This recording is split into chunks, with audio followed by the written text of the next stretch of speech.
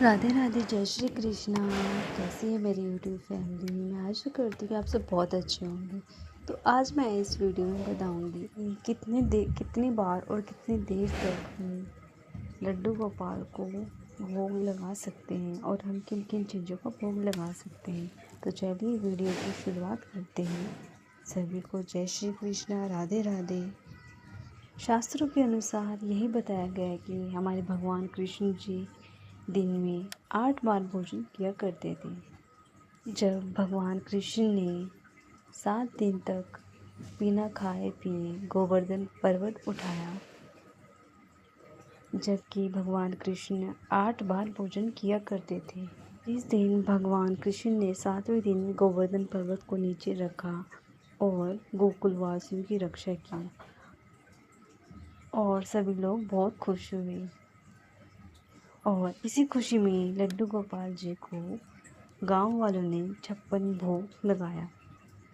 7 दिन का भोग 8 बार के अनुसार 56 भोग कहलाया गया था।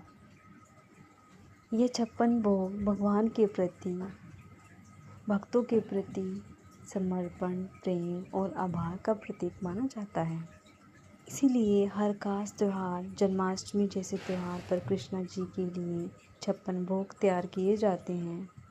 56 भोग में काफ़ी तरह के स्वाद वाले व्यंजन शामिल होते हैं, जैसे माखन, मिश्री, हलवा, रबड़ी, घेवर, मीठे चावल और भी कई तरह के व्यंजन शामिल होते हैं। लेकिन हर कोई 56 भोग की सेवा नहीं कर पाता, तो सब अपने प्रेम और भाव के अनुसार लड्डू गोपाल जी की सेवा करते हैं। मैं कृष्णा जी को कितने टाइम भोग लगाती हूँ, तो आइए मैं बताती हूँ। मैं लड्डू गोपाल जी को सुबह सबसे पहले कान्हा जी को दूध के साथ भोग लगाती हूँ। दूध के साथ भोग लगाने के साथ साथ मैं उनको साथ में कुछ भी काजू या बादाम, कुछ भी साथ में दूध के साथ दिया करती हूँ। और 10 बजे फिर मैं अपने कान्हा जी को नाश्ता दिया करती हूँ।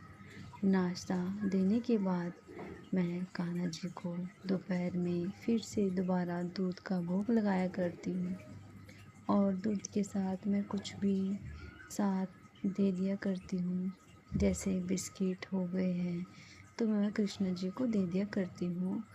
और फिर उसके बाद मैं दोपहर का भोग लगाया करती हूँ।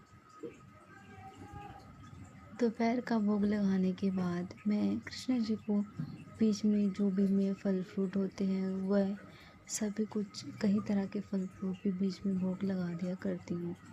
जो मुझे अच्छा लगता है कि चलो मैं पहले कृष्ण जी को देती हूँ, तो मैं वो भोग लगा दिया करती हूँ। भोग लगाने के बाद फिर मैं रात का भोग लगाती हूँ। अब गर्मियाँ शुरू हो गई हैं तो मैं कृष्ण जी को ठंडी ठंडी चीज़ों का भोग भी लगाया करती हूँ, जैसे मैंगो शेक बनाकर मैं दे दिया करती हूँ। तो कुछ भी ठंडा जूस वगैरह जो भी होता है मैं कृष्ण जी को बनाकर घर पर ही देती हूँ।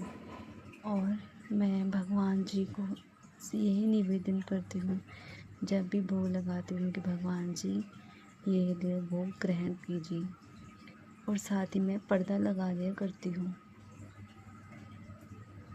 पर्दा लगाने के बाद मैं अपने कृष्ण जी को भोग कम से कम 5 या 10 मिनट तक रखती हूँ। और 10 मिनट रखने के बाद मैं कृष्ण जी से पहले क्षमा याचना मांगती हूँ कि अगर मुझसे कोई गलती हो गई हो तो मुझे माफ़ करना। तो उसके बाद मैं अपने कृष्ण जी को पानी पिलाती हूँ। पानी पिलाने के बाद मैं कृष्ण जी का भोग उठाया करती हूँ। और फिर मैं कुछ देर बाद 8 बजे के करीब अपने कृष्ण जी को सुला देती हूँ। लड्डू गोपाल जी को हमेशा भोग बिना प्याज लहसुन का ही लगाना चाहिए। और हमेशा लड्डू गोपाल को सुलाने से पहले हमेशा दूध का भोग ज़रूर लगाना चाहिए। और लड्डू गोपाल जी का भोग हमेशा तुलसी दल के बिना अधूरा माना जाता है। इसीलिए लड्डू गोपाल जी के भोग में तुलसी दल अवश्य रखें। तुलसी दल रखने से भगवान और अति प्रसन्न होते हैं। और लड्डू गोपाल का सबसे प्रिय भोग माखन मिश्री, जो कभी आप अगर जब भी आपको समय मिले तो हमेशा ज़रूर लगाया करिए, क्योंकि वो लड्डू गोपाल जी का सबसे प्रिय भोग है, जिसे लड्डू गोपाल जी खाकर बहुत ही प्रसन्न होते हैं।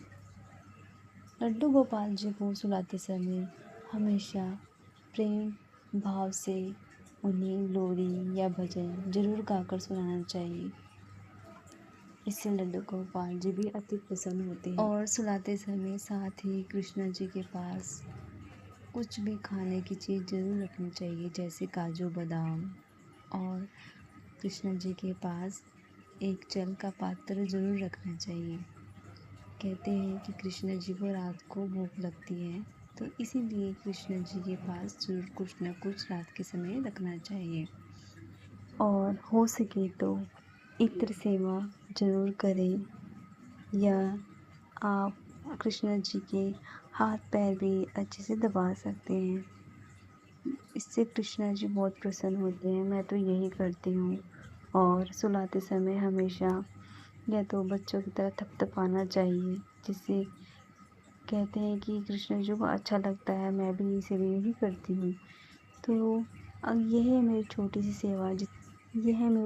सेवा जिसे मैं रोज़ करती हूँ और मुझे अच्छा लगता है। इससे मेरा दिल खुश हो जाता है कि ऐसा लगता है कि हाँ, मेरा दिन पूरा हो गया है। जब भी मैं हमेशा सुलाती हूँ अपने कृष्ण जी को, उनसे हमेशा एक बार ज़रूर कहती हूँ, अगर मुझसे कोई मेरी पूजा में गलती हो गई हो तो भगवान कृष्ण मुझे माफ़ करना। कभी अगर कोई पूजा में गलती हो तो मैं उनसे हमेशा क्षमा याचना ज़रूर मांगती हूँ। और यह थी मेरी छोटी सी सेवा। अगर आपको मेरी सेवा यह अच्छी लगी हो तो प्लीज़ कमेंट करके ज़रूर बताना। मिलेंगे नेक्स्ट वीडियो में, तब तक के लिए राधे राधे, जय श्री कृष्ण सभी को। हर हर महादेव।